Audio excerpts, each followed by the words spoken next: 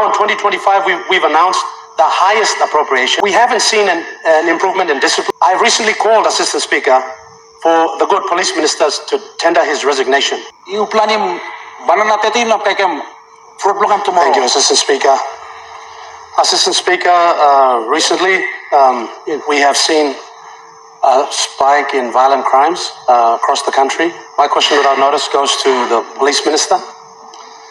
50 years of nationhood, Mr. Assistant Speaker, and the government cannot guarantee the safety of its citizens. In 2023, this Honourable House passed the budget and gave 549 million kina to the police department. In 2024, it increased this funding to 629 million kina, 2024. That's a 15% increase. Total allocation from 2023 to 2024, Mr. Assistant Speaker, was 1.178 billion. Almost 1.2 billion kina. Now in 2025, we've announced the highest appropriation, 703 million kina, yet another increase, taking the total to 1.8 billion. My question is from 2023 to 2024, 1.2 billion kina. We haven't seen an improvement in discipline. We haven't seen an improvement in professionalism and standards in the RPNGC. We haven't seen any solutions for police housing, any improvements in police capacity, equipment, and conditions. We haven't seen any solution to the fleet management. We're still hiring. We're still on the hire car basis with all policemen around the country. We are not confident that we will meet the manpower targets of 7,000 by 2026. I recently called, Assistant Speaker, for the good police ministers to tender his resignation because we have lost trust and confidence that he has what it takes to be the police minister for what is so important, to the citizens of this country. So the question is, Mr. Assistant Speaker, what is the crux of the problem that's affecting the Royal Papua New Guinea Constabulary that is seeing a spike in violent crimes throughout the country, and what are you doing about it? Thank you, Assistant Speaker.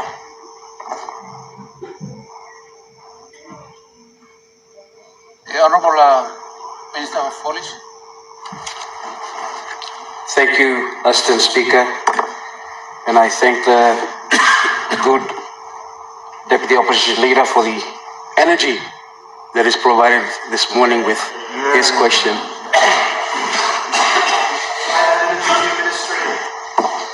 Thank you. That's why na yumi balance im house, lo yumi can got opposition lo. Look save tu na challenge im government, and good plan lo government, good plan lo country.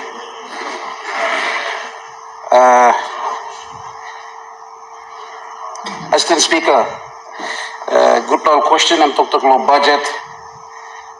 This government made a commitment to put priority in law and order.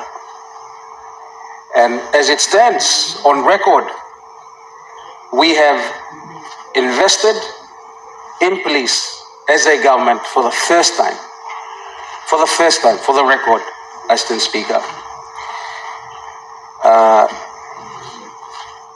The culmination of what is happening today is because over a period of time, we have not necessarily as a government addressed our policing. And so at this point in time, priority Blayumilong increasing manpower. We've been talking about this and we've already started doing so. We created the Bomana Center of Excellence to increase our police numbers. One, we've now graduated over 500 young policemen and women.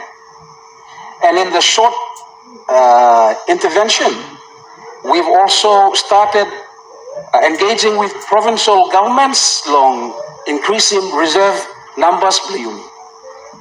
And I thank the honorable leaders, those governors that have engaged with the RPNGC to increase our numbers.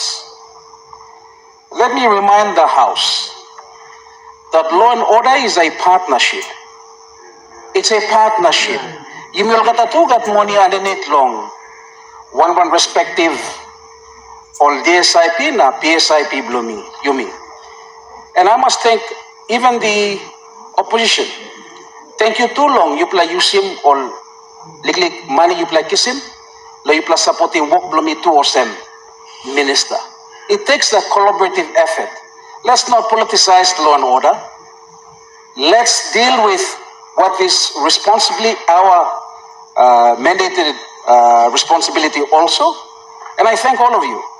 And so the increase of funds to police, whilst we increase manpower, our personal emoluments must also be the same. Majority of the funds that you make is long and because you mean increasing manpower, you mean too. 200 million and PIP. Okay, about 400 and you go long personal emoluments. Now challenge you may want them higher long vehicles and you will all experience this.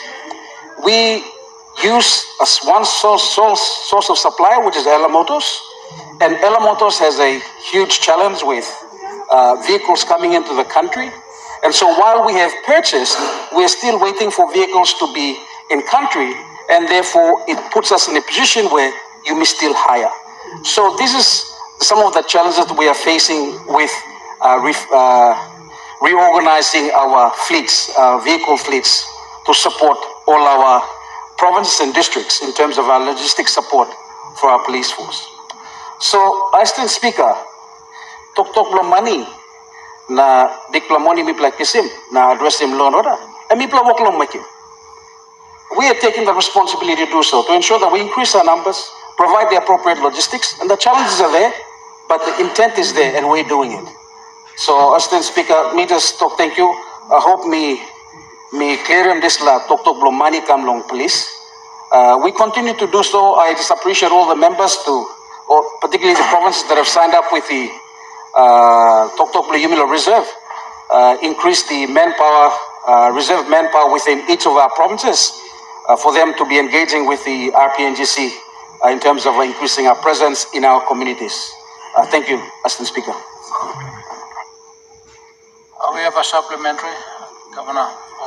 Thank you, Mr. Assistant Speaker. I think with great respect to the Minister and to our hardworking men and women in blue, the question is more of an M&E question. It's asking about outcomes, not so much about how much the amount of money has been given. We know that significant funds, and this House has approved significant funds to the police. The question that's coming from the community is that, what is the impact of that money? The community would like to see the police taking control of the law and order situation and as much as possible, making our lives safer. So the question from the Deputy Opposition Leader is about making the lives of our people safer. So it would be nice if the Minister could answer to us, not just on the money, but go beyond the input, which is the money, and let's get to the outcomes, which are the results. I think that's what the Deputy Opposition Leader is asking, and I'd like the Minister to perhaps give us an insight into that. Thank you. Mr. Minister for Police. Thank you, good Governor, for this supplementary question.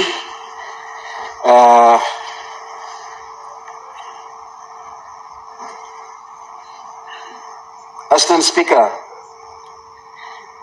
like I said earlier before I spoke of the financial support that all of us have supported in terms of supporting policing, the correlation of increase of our numbers and the interventions that we're doing as a government will not happen overnight. It takes consistency, it takes the efforts to address and get results, not overnight. You planning banana tetin na pekem fruit block tomorrow. It's common sense, but the intent is there. The policies increase our numbers, ensure that we get appropriate expertise into the police force, and that's what we've done. This House cried out for international support, and we've opened up the recruitment to our Commonwealth officers to bring in the expertise that we need, because there's a shortfall in our capacity in the police force. There's no trust anymore within the police force. And so by bringing this expertise, we bring up the skill set in order to empower our men to be able to appropriately execute their jobs. And so the results are going to come, but we need just time to get it, to work through it. It's a process. You all should know this. Pamitok pisin na mitok gen. You plan yung bananatetay na kakayam tomorrow. And natasuli mi puti mo dislamani kami inside the police force. Now, you've been stopped long time also whole of government since 1975. Ang sila government ay miwok take responsibility. Mito kamas lo yuplatu. Mito tok but mi support him na mito thank you lo yuplatu putim support lo help him police force. I need both of your support in your respective district and provinces. Thank you, Assistant Speaker.